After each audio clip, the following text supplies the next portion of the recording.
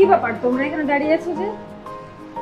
রেস্টুরেন্টের কাস্টমাররা তো কম গেল, কোনো সমস্যা নেই তো? ঠিকঠাক সব?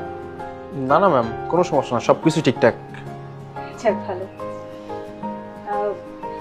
তোমাদের স্যার আজকে থেকে এই রেস্টুরেন্টের ম্যানেজারের পদে দায়িত্ব পালন করবে। ওনার যাবতীয় যত কাজকর্ম আছে সব তোমরা বুঝিয়ে দিবে, কেমন?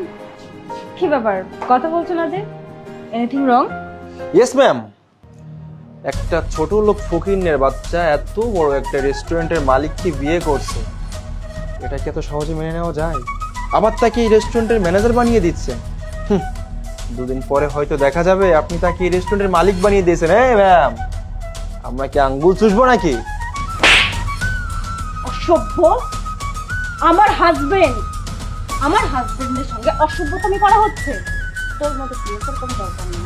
যে আমার হাজবেন্ডকে রেসপেক্ট করবে না, তাদের ছায়াও আমি আমার আশেপাশে দেখতে চাই না। এক্ষুনি এখান থেকে বের হয়ে যাবি। তোর চাকরি আজকে থেকে লস হয়ে গেল। আপনিও তাকে নোট কর কি? হ্যাঁ, আমি এই রেস্টুরেন্টের মালিক। হ্যাঁ মালিক।